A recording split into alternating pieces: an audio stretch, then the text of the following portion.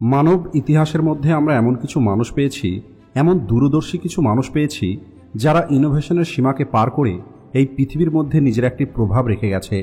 এই মানুষগুলো হলো এমন মানুষ যারা অন্য মানুষের তৈরি করা রাস্তাতে চলেনি, বরং নিজের জন্য একটি আলাদা রাস্তা তৈরি করেছে। এমন একটি আর্কিটেক্ট আছে যিনি টেকনোলজিক্যাল রেভলিউশন, ফিলেন্ট্রফি এবং কমিটমেন্টের আর একটি নাম, বিল গেটস। আপনি ঠিকই শুনেছেন, আমি কথা বলছি মাইক্রোসফট কোম্পানির ফাউন্ডার বিল গেটসের সম্পর্কে, যিনি গ্যারেজ থেকে শুরু করে গ্লোবাল স্টেজ পর্যন্ত রাস্তা একাই পৌঁছেছেন এবং জীবনে অনেক বড় সফলতা অর্জন করেছেন। বিল গেটস হলো এমন একটি মানুষ যার জীবন থেকে আমরা অনেক কিছু শিখতে পারি। আপনাদের মধ্যে অনেকেই ওনার অনেক স্পিচ শুনেছেন, কিন্তু এই স্পিচগুলো থেকে আমরা ততটা মোটিভেশন পাই না, কারণ এই স্পিচগুলো ইংরেজি ভাষাতে। আর এই সমস্যার সমাধানটাই আজ আমি আপনাদের জন্য নিয়ে এসেছি। অর্থাৎ আজ আমি আপনাদের জন্য বিল গেটসের সবথেকে সেরা স্পিচকে বাংলাতে নিয়ে এসেছি। তাই ভিডিওটা শেষ পর্যন্ত অবশ্যই দেখবেন, কারণ এই ভিডিওটা শেষ হওয়ার সঙ্গে সঙ্গে আপনার চিন্তাভাবনা একটি সাধারণ চিন্তাভাবনা থেকে পরিবর্তন হয়ে বিল গেটসের মতো চিন্তাভাবনাতে পরিণত হয়ে যাবে। মনে রাখবেন, এখন আমি যে কথাগুলো বলতে যাচ্ছি এই প্রত্যেকটা কথা হলো বিল গেটসের। আমি কেবলমাত্র নিজের আওয়াজে সেটাকে বলছি। 5টি জিনিস যেটা আমি চাইতাম যদি আমাকে গ্র্যাজুয়েশনের সময় কেউ এগুলো বলে দিত তাহলে অনেক ভালো হতো, যেগুলোর মধ্যে আমি কখনো অংশগ্রহণ করতে পারিনি। যার মধ্যে সবার প্রথম হলো, আপনার জীবনটা কোনো নাটক নয়। আমি জানি আপনি আপনার জীবনের জন্য সঠিক ক্যারিয়ার অপশন বেছে নিতে গিয়ে অনেক প্রেশার অনুভব করছেন। আপনার এমনটা মনে হতে পারে আপনার সিদ্ধান্তটা হলো চিরস্থায়ী, কিন্তু এটা সত্যি নয়। আপনি আগামীকাল অথবা আগামী 10 বছর পর্যন্ত যাই কিছু করবেন এটা গুরুত্বপূর্ণ নয়, আপনি আপনার বাকি জীবন সেটাই করতে থাকবেন। যখন আমি কলেজ ছেড়ে দিয়েছিলাম তখন আমি ভেবেছিলাম আমি সারাটা জীবন মাইক্রোসফটের মধ্যেই কাজ করব।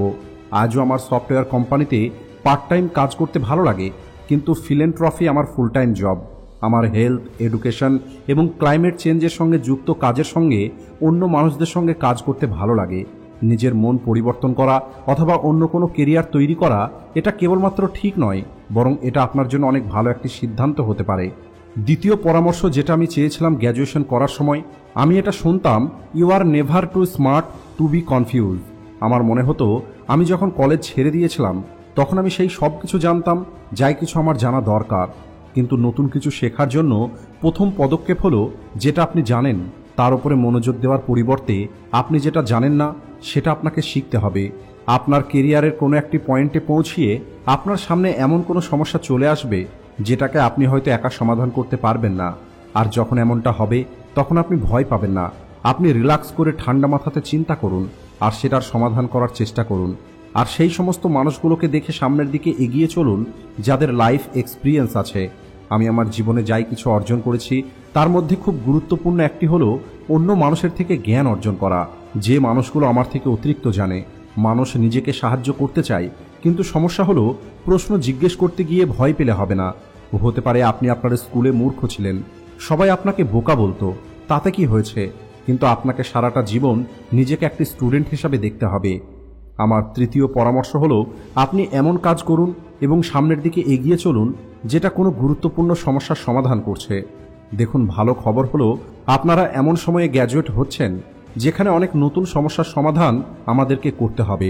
আজ প্রতিটা দিন নতুন ইন্ডাস্ট্রি, নতুন কোম্পানি তৈরি হচ্ছে যা আপনাদের ভালো জীবনে বেঁচে থাকতে এবং নিজের জীবনে পরিবর্তন নিয়ে আসতে সাহায্য করবে। আজ বিজ্ঞান এবং টেকনোলজি এই পৃথিবীর উপরে অনেক প্রভাব বিস্তার করছে। আজ এই পৃথিবীতে বেঁচে থাকাটা আগের থেকে অনেক সহজ হয়ে গেছে। যদি আপনি আপনার প্রতিটা দিন এমন কোনো কাজ করার জন্য কাটান যা কোনো একটি বড় সমস্যার সমাধান করছে, তাহলে এটা আপনাকে আপনার সর্বশ্রেষ্ঠ কাজ করার জন্য এনার্জি দেবে। এটা আপনাকে অতিরিক্ত পজিটিভ থাকতে বাধ্য করবে এবং এটা আপনার জীবনের একটি উদ্দেশ্য দেবে। আমার চতুর্থ পরামর্শ হলো, বন্ধুত্বের শক্তিকে কখনো কম মনে করবেন না।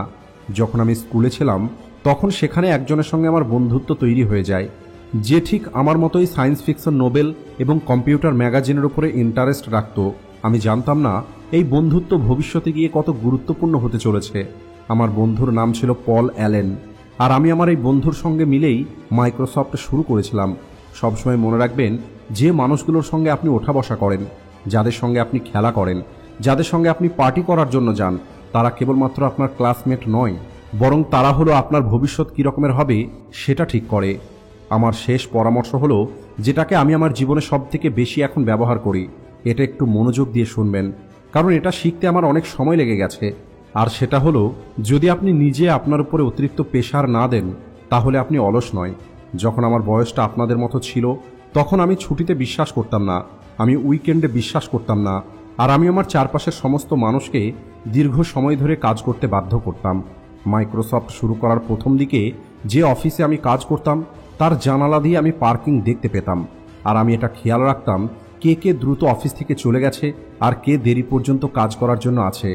কিন্তু যখন ধীরে ধীরে আমি বড় হতে থাকি, বিশেষ করে যখন আমি একটি বাবা হয়ে যাই, তখন আমি বুঝতে পারি নিজের কাজ করা এবং একটি ভালো জীবনে বেঁচে থাকা দুটোই অনেক বেশি গুরুত্বপূর্ণ। আর এটা শিখতে আমার অনেক সময় লেগেছে। কিন্তু তার আগে আপনাদের এটা বুঝতে হবে, সফলতার সেলিব্রেশন করতে, ফেলিওর থেকে বেরিয়ে আসতে এবং নিজের সম্পর্ককে মজবুত করতে অবশ্যই আপনি সময় বার করবেন। যখন আপনার প্রয়োজন হবে তখন আপনি ব্রেক নিন। আপনার চারপাশের মানুষের যখন প্রয়োজন হবে তখন আপনি তাদেরকে সাহায্য করুন। আর আপনার জীবনের শেষ যাত্রা শুরু করার আগে ক্ষণিকের জন্য আপনি দাঁড়িয়ে যান আর আপনি একটু মজা করে নিন। সেটা আজ রাতে অথবা এই সপ্তাহে অথবা এই উইকেন্ডে, যখনই আপনি সেটা করতে পারবেন। আমি আপনাদের সবাইকে অ্যাপ্রিসিয়েট করতে চাই যে আপনারা খুব দ্রুত গ্র্যাজুয়েট হয়ে যাবেন। আর আমি আমার পক্ষ থেকে এই কথাটাতে অনেক বেশি খুশি যে ক্রিমসন আমাকে হাওয়ার্ডের সবথেকে সফল ড্রপ আউট বলেছেন। আমার মনে হয় এটা আমার একটি আলাদা পরিচয় তৈরি করে। হাওয়ার্ড আমার জন্য খুবই সুন্দর একটি স্মৃতি ছিল। আমার একাডেমিক লাইফ অনেক সুন্দর ছিল। আমি অনেক ক্লাসরুমের মধ্যে বসেছি, যার জন্য আমি তো সাইন আপ পর্যন্ত করিনি। আমার রুমের মধ্যে গভীর রাত পর্যন্ত অনেকে আসা যাওয়া করত, কারণ সবাই এটা জানতো আমার সকালে দ্রুত ওঠার কোনো চিন্তা নেই। হাওয়ার্ডের সঙ্গে যুক্ত আমার সব থেকে ভালো স্মৃতিগুলোর মধ্যে একটি হলো 1 জানুয়ারি 1975 সাল, যখন আমি কুরিয়ার হাউস থেকে নিউ মেক্সিকোর একটি কোম্পানিতে ফোন করেছিলাম, যে কোম্পানি পৃথিবীর প্রথম পার্সোনাল কম্পিউটার তৈরি করা শুরু করে। আমি তাদেরকে আমার সফটওয়্যার বিক্রি করার কথা বলি। আমার চিন্তা হচ্ছিল তারা হয়তো ভাববে আমি একটি স্টুডেন্ট হোস্টেলের একটি স্টুডেন্ট মাত্র, আর আমার মনে হয়েছিল তারা হয়তো আমার ফোনটা কেটে দেবে। কিন্তু আপনারা কি জানেন তারা আমাকে কি বলেছিল? তারা আমাকে বলেছিল, এখনো আমরা তৈরি নই, আগামী 1 মাস পরে আপনি আমাদের সঙ্গে দেখা করতে আসবেন। এটা আমার জন্য খুবই খুশির খবর ছিল, কারণ আমি তো সফটওয়্যার লেখা শুরুই করিনি। আর ওই সময় থেকে আমি দিনরাত কাজ করা শুরু করে দিই, যে কারণে আমার কলেজের পড়াশোনাটা শেষ হয়ে যায়। আর মাইক্রোসফটের সঙ্গে আমার একটি ঐতিহাসিক যাত্রা শুরু হয়। আর সেই দিনের পর থেকে আমি এই প্রজেক্টের উপরে দিনরাত কাজ করা শুরু করি। আর আমি আমার কলেজ এডুকেশন ছেড়ে দিয়ে মাইক্রোসফটের সঙ্গে জীবনের সফর শুরু করি। তো বন্ধুরা, এটাই ছিল বিল গেটসের দেওয়া একটি সেরা বক্তব্য, যেটা আমি আপনাদেরকে বাংলাতে বলার চেষ্টা করলাম। আর এই সম্পূর্ণ স্পিচ থেকে আমরা এটাই শিখতে পারি, এক্সকিউজ নামের কোনো জিনিসই হয় না। যদি কোনো একটি মানুষ তার জীবনে কিছু করতে চায়, তাহলে সে তার স্কুলে থাকা অবস্থাতেও সেটা করতে পারবে। আমরা আরও শিখতে পারি আমাদের সবসময় ধৈর্যের সঙ্গে কাজ করা উচিত, তাহলে আমরা সফলতা অবশ্যই পাব। সবশেষে ভিডিও ভালো লাগলে ভিডিওটিকে লাইক ও শেয়ার করতে ভুলবেন না। Thanks for watching.